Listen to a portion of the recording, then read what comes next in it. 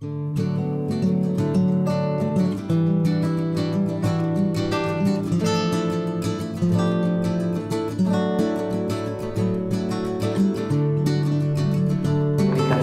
verdad que es siempre muy grato poder venir a compartir con la gente tan querida de este lugar, ¿no? Gente con la cual hemos ido aprendiendo en todos estos años y bueno,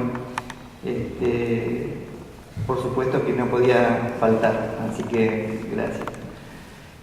Bueno, este trabajo que yo voy a presentarles, esperemos que se pueda ver la presentación.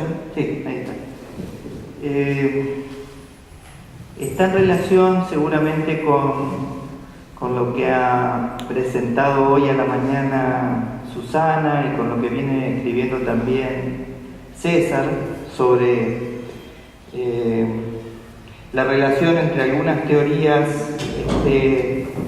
del aprendizaje y su enfoque instruccional, ¿no? Entonces, vamos a ir llegando a un planteo que tiene continuidad con estos discursos también, ¿no? Bueno, sin duda que la nueva etapa de la educación tecnológica en nuestro país, a partir de la impronta de los NAP, plantea una serie de desafíos, sobre todo porque no simplemente, como pasó en otras asignaturas, fue un cambio a nivel de organización o secuenciación de los contenidos, sino que básicamente fue un cambio mucho más profundo que tuvo que ver con una reconfiguración del objeto de enseñanza, la consolidación justamente de un campo de conocimiento escolar, ¿no? Y en este sentido, sin duda que la incorporación del área de tecnología en el país, o el modo en que se desarrollan las diferentes jurisdicciones, está caracterizado por la heterogeneidad, ¿no? Hoy veíamos acá experiencias en donde hay provincias donde lo dicta el maestro, hay provincias donde están profesores especialistas enseñándolos, hay provincias donde no existe el área, entonces hay una heterogeneidad, por así decirlo, y en este sentido, como fue toda la política de núcleos de aprendizaje prioritario, tiene una impronta vinculada con la igualdad, con ese derecho que tienen todos los ciudadanos a poder construir saberes para ser ciudadanos que hagan un ejercicio activo en este mundo que nos toca vivir. Y sin ninguna duda, la educación tecnológica tiene un papel fundamental en ese ejercicio de la ciudadanía de hoy, ¿no? En este sentido, obviamente que recuperamos los aportes de muchos colegas, muchos de ellos están aquí, y este trabajo además intenta mostrar bueno, cuáles son esos desafíos que tenemos hoy a partir de la presencia de los NAP como documento curricular que prescribe la enseñanza en el área, y esto cómo repercute o cuáles serían los desafíos que tenemos para que estas concreciones efectivas en las aulas puedan producir esos aprendizajes que esperamos, ¿no? Que se puedan ver concretados los propósitos de los NAP. Y también pensar, en la segunda parte de la presentación, algunas líneas para seguir pensando en adelante por dónde puede venir el diseño de la enseñanza, ¿no? Esa es un poco la intención. Vamos a ver si lo puedo lograr.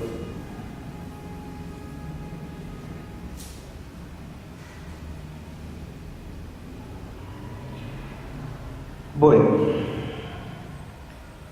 Un punto necesario para poder empezar a analizar este proceso que parte de este documento curricular que tiene que ver con los NAP, que bueno, aquí tal vez seguramente no está este proceso intermedio que fue que cada provincia fue haciendo su diseño jurisdiccional. Bueno, hoy presentaron acá diseño de la nueva escuela secundaria en Buenos Aires. Pero sin duda me parece que hay un aspecto clave que es que muchas veces las lógicas con las que están construidas los documentos curriculares no necesariamente son conocidas y apropiadas por el cuerpo docente. Entonces, ahí hay un punto que me parece necesario instalar esa necesidad en el cuerpo docente, ¿no? Me parece que como trabajadores del conocimiento debemos generar un cierto nivel de experticia en relación al análisis de las lógicas de construcción del currículo. ¿Cuáles son los núcleos que están presentes allí? Y en este sentido muchas veces estoy en contacto con los profesores en Entre Ríos y bueno, que venimos recorriendo el país en algunos lugares donde nos invitan. Vemos, por así decirlo, como, o por lo menos en mi caso yo estoy viendo con cierta preocupación, como que no estamos dándole la necesaria importancia al conocimiento del currículum, ¿no? Y que es el conocimiento del objeto de enseñanza, que es el conocimiento de las bases que consolidan nuestra disciplina, que es conocimiento de los enfoques que están presentes allí. Y me parece que no es una tarea solo de los institutos de formación ni de los referentes jurisdiccionales. Me parece que nosotros tenemos que permear en el cuerpo docente esa parte de nuestro trabajo docente, de nuestro trabajo como laburante del conocimiento. Me parece que no se trata de instalar la idea de el docente como reproductor, ni mucho menos, justamente como un profesional crítico, porque justamente en ese ejercicio de la criticidad es donde el desarrollo de la disciplina y del área y de las prácticas de enseñanza vamos a ir consolidándonos como educación tecnológica, no con la reproducción acrítica, sino justamente con el crecimiento constante y profundo de una masa crítica en el cuerpo docente que nos interpele y que pueda pensar justamente en producir materiales, en producir clases, en producir justamente nuevas demandas al currículum, ¿no? Que al mismo tiempo pueda producir prácticas de enseñanza que vayan más allá de lo que está escrito. Y en este sentido me parece que hay un punto que considerar que no solo tiene que ver con el conocimiento profundo del currículum, no se trata simplemente de leer un NAP y trasladarlo del mismo modo. Incluso muchas veces vemos que se dictan los NAP en los cuadernos de los chicos, cuando los NAP deberían ser el punto de llegada, ¿no?, de un proceso de construcción de ese saber. También me parece interesante la construcción de acuerdos institucionales, porque es justamente en la socialización que hacemos los profesores en las escuelas donde se construye gran parte del conocimiento profesional. Hay un trabajo muy interesante de Sanjurjo, de la Universidad de Rosario, que habla que uno de los factores primordiales que modelan nuestra práctica es justamente ese conocimiento que construimos socialmente en los ámbitos de la escuela, en los institutos, no tal vez como alumnos de los profesorados, sino eso que aprendemos cuando nos iniciamos en la docencia. Entonces me parece que pensar la escuela como una fuente de desarrollo curricular, donde trabajamos con los compañeros y producimos conocimiento curricular, producimos experiencias, digo, en este sentido, unidades didácticas, secuencias, compartimos actividades, como se dijo aquí, reflexionamos, debatimos. Me parece que es una fuente de formación docente muy importante y que en los hechos es uno de los factores preponderantes en la trayectoria profesional de los docentes, ¿no? Un aspecto también importantísimo, sin duda, que no hay práctica social intencionada como la enseñanza que no se instale en un contexto determinado, en una escuela, en una cultura, en una localidad. Y en este sentido pensar en el contexto no solo tiene que ver con contextualizar los casos, los análisis, las actividades, sino también pensar en ese sujeto que aprende. Parece que ahí hay un aspecto clave, ¿no? En este sentido, sin duda, no es lo mismo ese contexto cultural o esa cultura escolar en una escuela del centro o una escuela de la periferia. Entonces, tal vez ese docente toma el colectivo y trabaja en los dos lugares. Creo que no es lo mismo y no se pueden reproducir de manera puntual las propuestas sin considerar justamente esa cultura escolar, ¿no?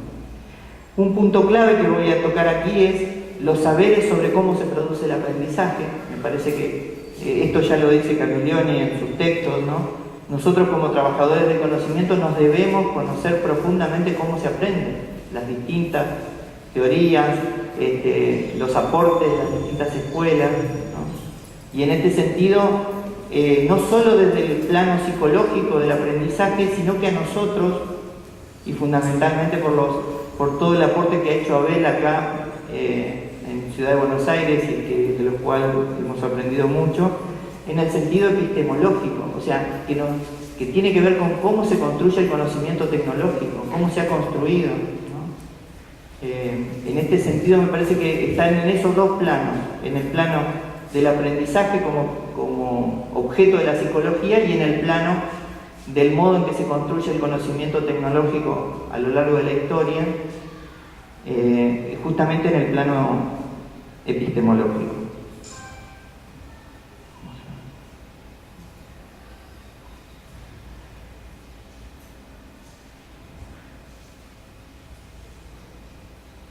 Tampoco pesado.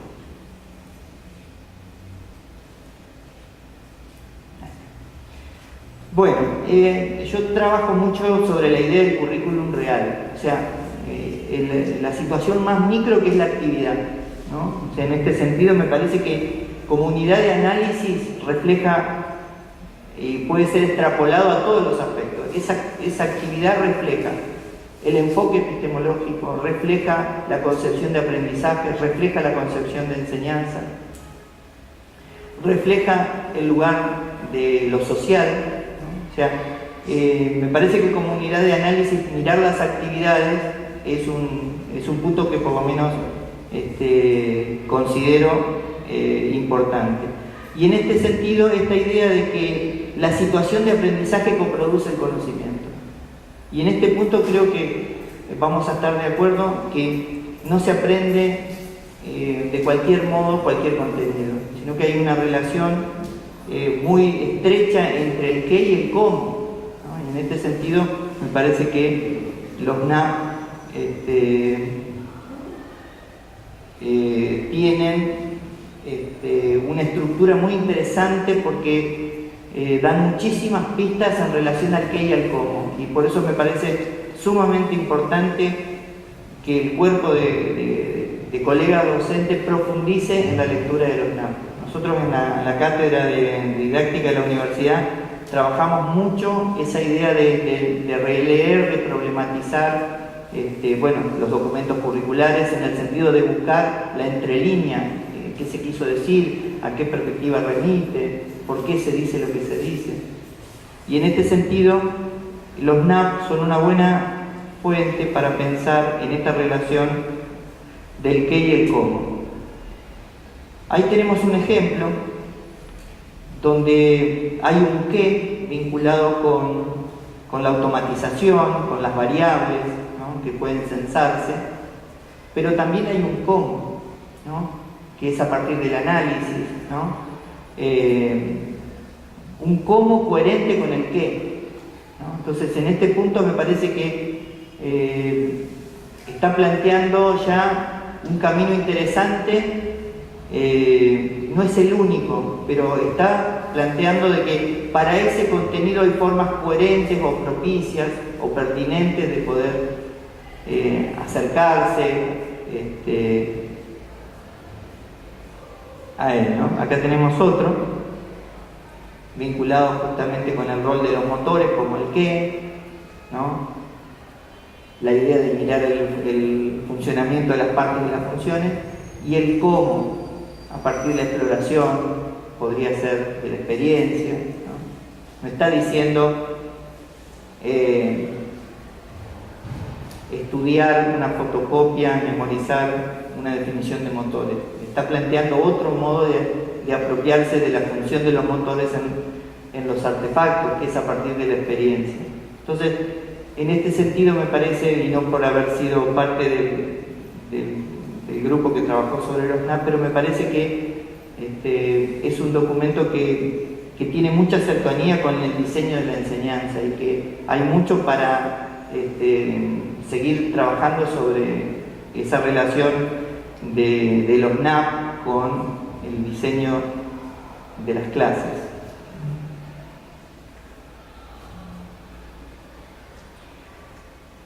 Acá también hay una imagen que ha hecho Silvina Horta Klein con Toscano, con Eduardo Toscano, y en este sentido ahí estamos viendo justamente una red conceptual de cuarto grado, ¿no? O sea, y la idea es empezar a mirar un poco en esta relación del qué y el cómo. Bueno, ¿cómo está construido ese qué? ¿Cuáles son las relaciones en ese qué? ¿No? O sea, creo que justamente esta idea de conocer en profundidad el objeto de enseñanza, creo que, bueno, acá se refleja un conocimiento profundo de las relaciones entre los conceptos que deberían trabajarse en cuarto grado, ¿no? Me parece que este ejercicio es tan interesante, porque acá hay unas posibles relaciones, pero que tal vez no son las únicas, ¿no? Pero bueno, acá hay un qué. Y por otro lado,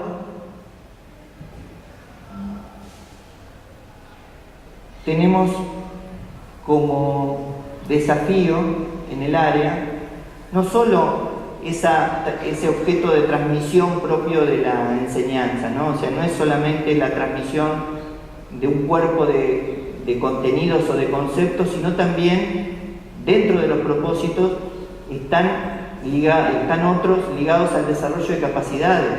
En este sentido, hay un conjunto de capacidades que son propias del área, ¿no? Ahí vemos algunas, ¿no?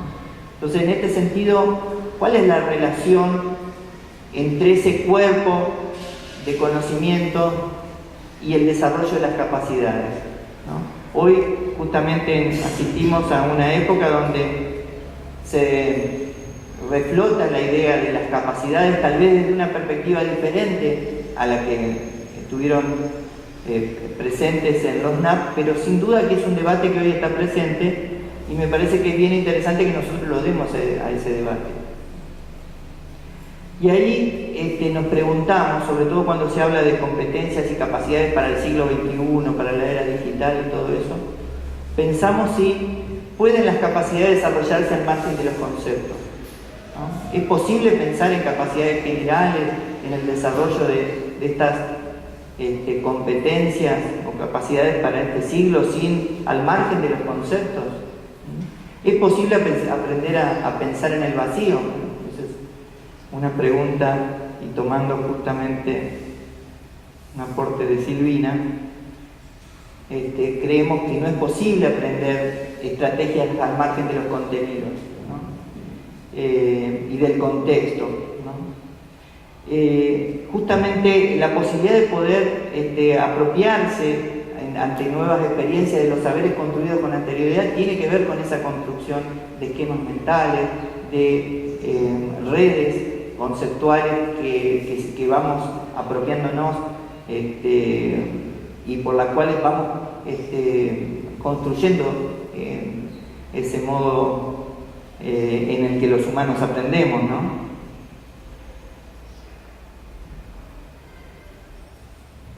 Y en este punto, ¿cuál es ese vínculo entre estos puntos que hemos visto hasta ahora, ¿no? O sea, por un lado tenemos un cuerpo de contenido que está prescripto, que está secuenciado, que está organizado en estos documentos curriculares, que desde hace unos años nos identifica como área de conocimiento escolar. Por otro lado tenemos la expectativa de construir un conjunto de capacidades para el ejercicio de la ciudadanía, para seguir aprendiendo, para participar en una sociedad marcada por la impronta de la tecnología. Y en este punto vuelvo al tema de las actividades, como como aspecto clave, ¿no? O sea, es imposible pensar en el desarrollo de capacidades al margen del tipo de actividades que proponemos en el aula. Y es imposible pensarlo al margen de los contenidos que abordamos. O sea, en este punto, el desarrollo de capacidades lo pensamos como, por así decirlo, el desarrollo de un conjunto de habilidades consolidadas en el tiempo, ¿no? Cuando una persona puede ejercer una capacidad es porque puede puede haber desarrollado esas habilidades y haberlas consolidado. Y en este punto, ¿cómo se desarrollan las capacidades si no hay una demanda cognitiva para que esa capacidad se ponga en juego? O sea, ¿cómo aprendemos a resolver problemas si en el aula no resolvemos problemas? ¿Cómo desarrollamos la capacidad de análisis o de reflexión crítica sobre los sistemas si en las actividades de aula solo fueron completar fotocopias o llenar líneas de puntos o hacer sopa de letras? O sea, ¿es coherente con el modo en que se ha construido el conocimiento tecnológico a lo largo de la historia?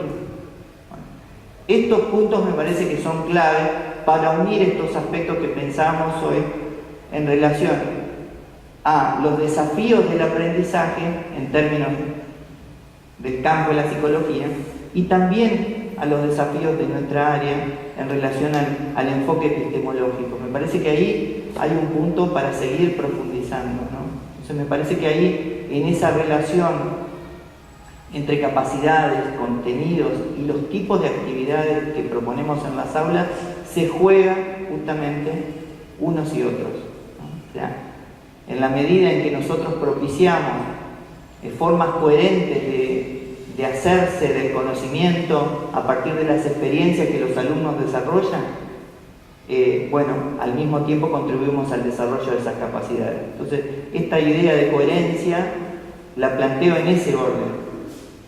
No intenta ser una receta, no intenta ser una fórmula a seguir, sino intenta ser un esquema para pensar y para reflexionar sobre nuestra práctica, ¿no?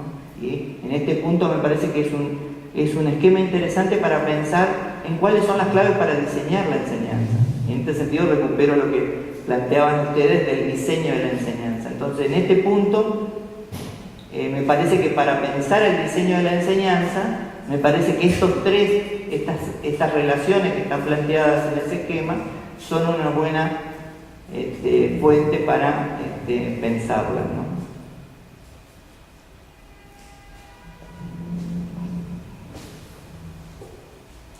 Y en este punto vuelvo también a lo que decíamos hoy, ¿no? O sea, esta idea de que nosotros tenemos que conocer cómo se aprende y cómo se aprende tecnología, ¿no?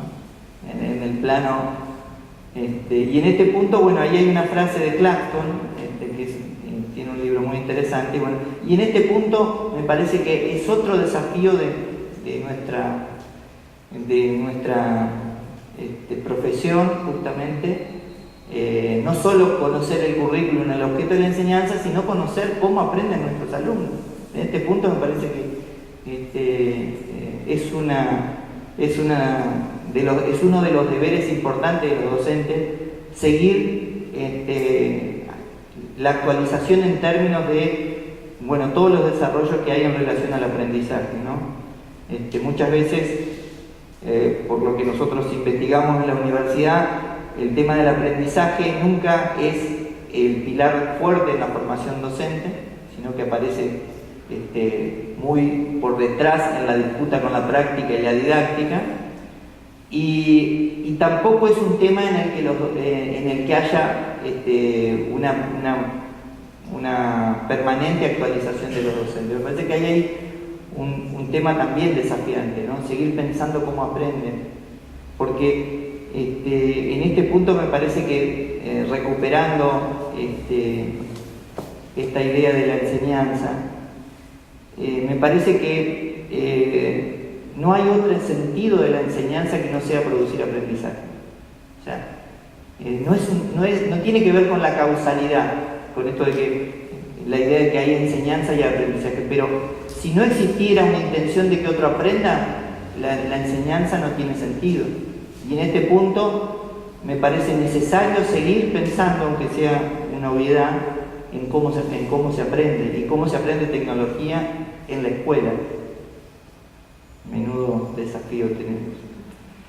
Y hay un punto que, volviendo justamente con lo que decíamos de las capacidades, justamente las capacidades se desarrollan en contextos situados, o sea, no en contextos simulados, artificiales, ¿no? Sino en situación. Bueno, este es justamente uno de los aportes de la cognición situada. Me parece que ahí recuperamos, y en este punto del desarrollo de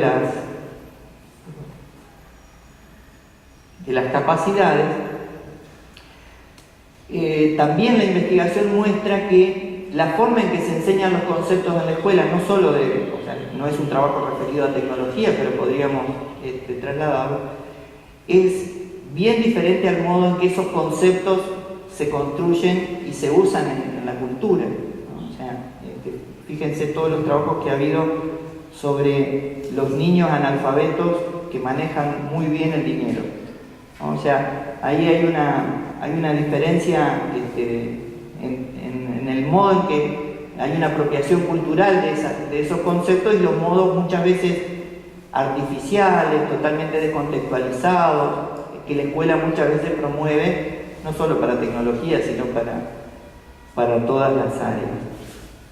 Y en este punto hay un aporte muy importante que hace estos trabajos sobre la cognición situada, que es esta relación entre el hacer y el aprender, que es algo que nosotros desde tecnología venimos sosteniendo del nacimiento mismo. Entonces, me parece que ahí hay puntos de encuentro muy interesantes para seguir pensando en las fuentes para las prácticas en tecnología.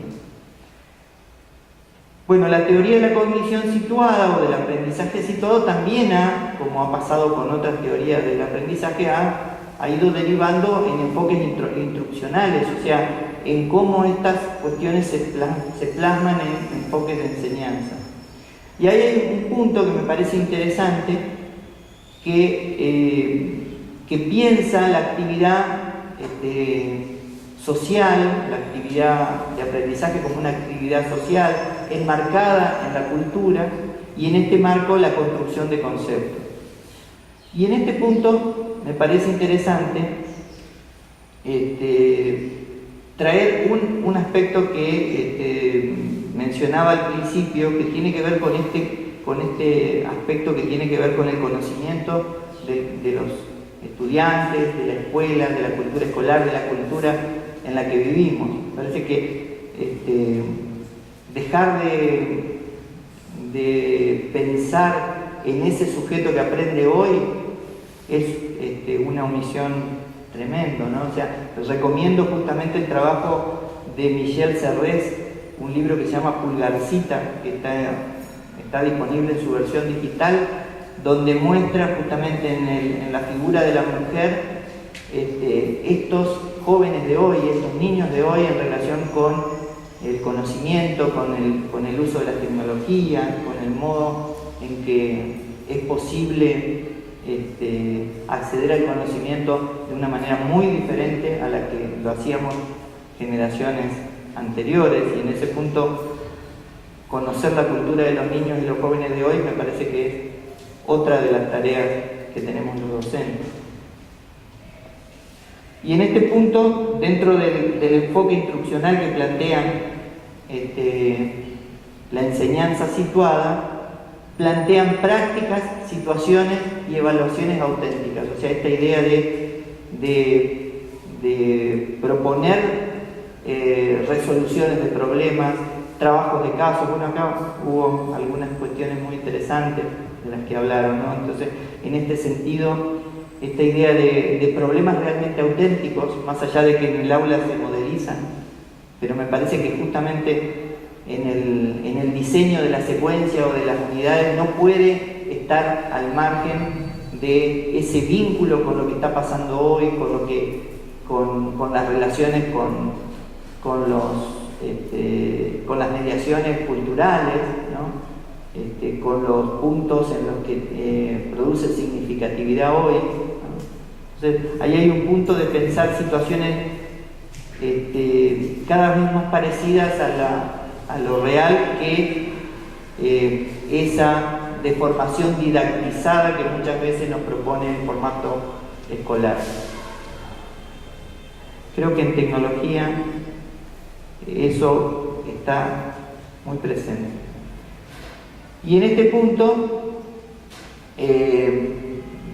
dos puntos clave que plantea este enfoque es la relevancia cultural y la actividad social, ¿no? Y ahí plantea, bueno, pensemos en esas coordenadas que sería el signo positivo hacia el vertical hacia arriba y hacia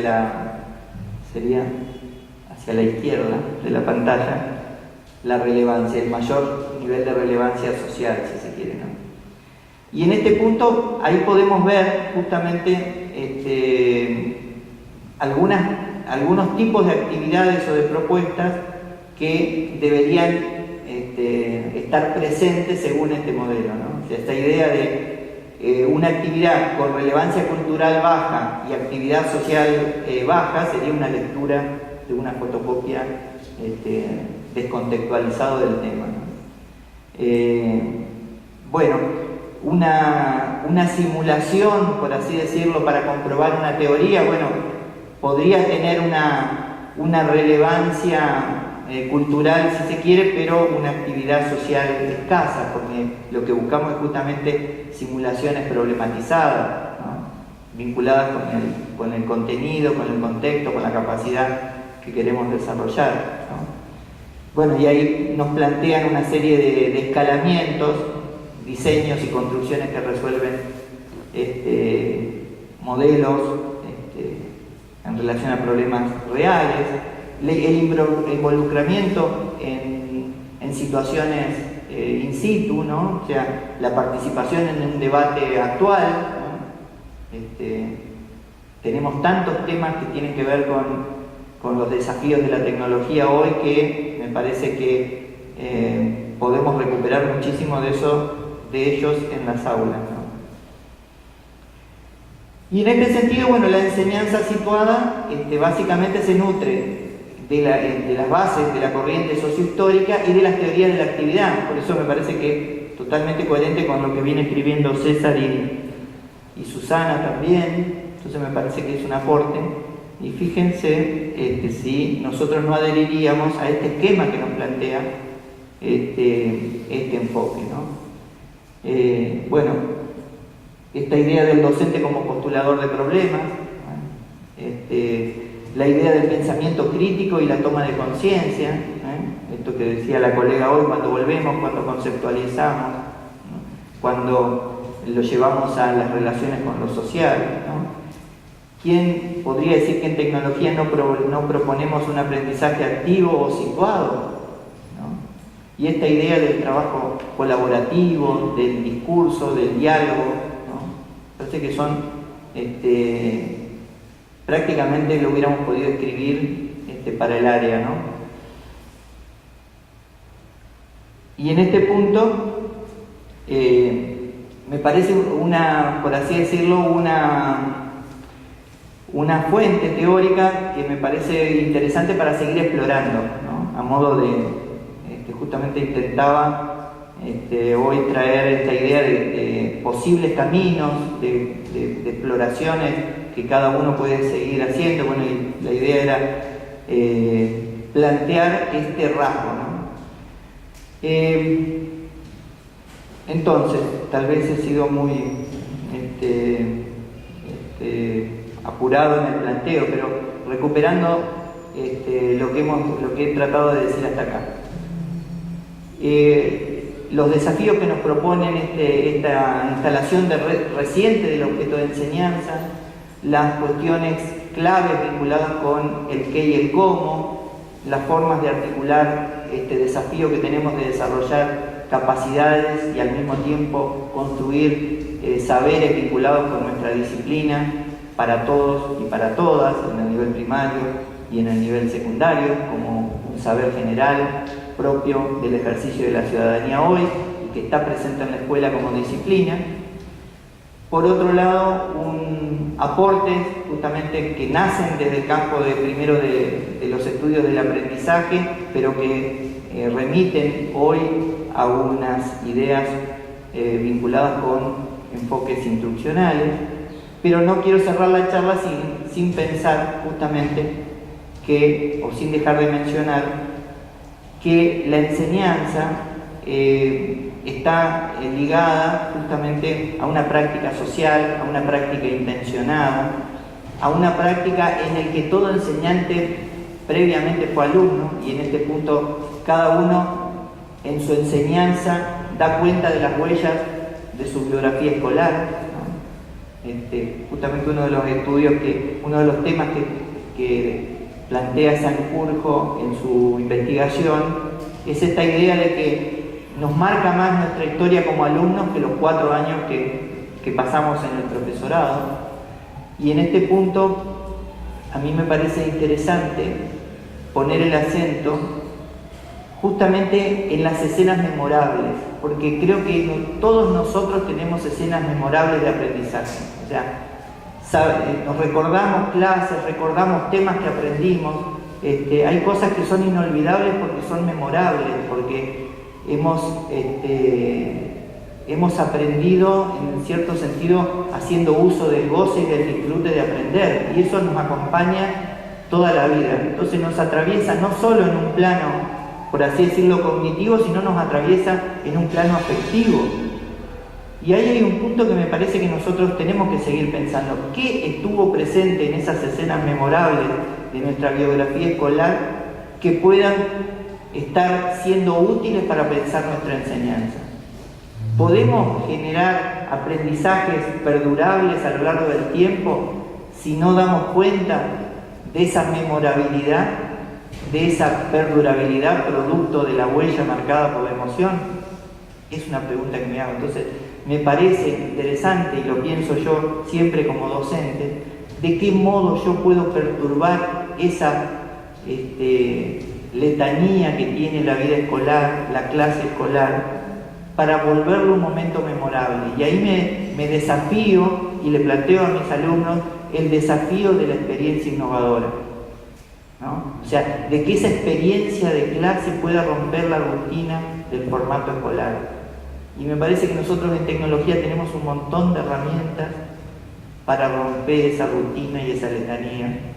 Y me parece que como disciplina nueva no podemos caer en rutinizar actividades, prácticas, sino que me parece que teniendo en cuenta esta cuestión vinculada con la memorabilidad, vinculada con la perdurabilidad del aprendizaje, vinculado con esas huellas, ¿no? Me parece que ahí hay una fuente muy interesante y justamente está ligada sobre la reflexión sobre la propia práctica, ¿no? En ese sentido, no es un trabajo técnico, es una relación con el otro y con los otros. Y en ese punto me parece que la didáctica no puede escindir de ese costado humano, relacional, que trata de incidir en el otro. Entonces me parece que ahí hay un punto que es necesario para pensar nuestras clases, para pensar en la innovación educativa, justamente la reflexión sobre la propia práctica.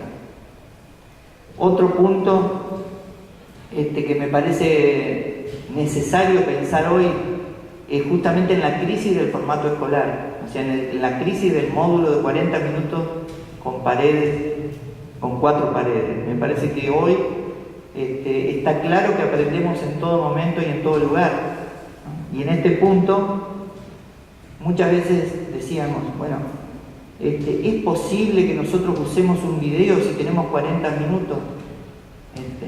Bueno, nosotros hemos diseñado clases donde los alumnos ven series enteras y ven películas enteras, pero las ven en su casa y las comentamos en clase.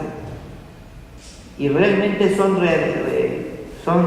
muy interesantes esas realimentaciones. Hicimos una experiencia con alumnos del profesorado donde le pedimos que vean un capítulo de una serie y a la clase siguiente habían visto toda la serie y el debate se habló sobre todo eso. O sea, en ese punto creo que pensar la idea del aula expandida es un desafío hoy. O sea, me parece que limitarnos a 40 minutos una vez por semana, me parece que es justamente un límite. Me parece que nosotros hoy tenemos posibilidades de, generando ese deseo por aprender, generando el interés genuino por el tema abordado en clase, hoy tenemos que hacer uso de esta ubicuidad que nos plantean hoy las tecnologías, ¿no? En un sentido justamente de pensar en el conocimiento como una construcción, no solo como un trabajo escolar, sino justamente con esa relevancia cultural y esa relevancia social que nos planteábamos hoy. Entonces me parece que ahí en nuestra disciplina hay tantos temas de relevancia cultural y social sobre los que trasladar la reflexión, los conceptos que trabajamos en clase, que hay tanto vínculo con lo social y tanta transferencia posible del aprendizaje, que hoy tenemos herramientas muy interesantes para facilitarlo. Bueno, lo otro ya lo he planteado. Bueno, les pido disculpas por la extensión, pero la idea fue plantearles este conjunto de ideas para seguir pensando justamente en los desafíos de la enseñanza de nuestra querida educación tecnológica. Muchas gracias.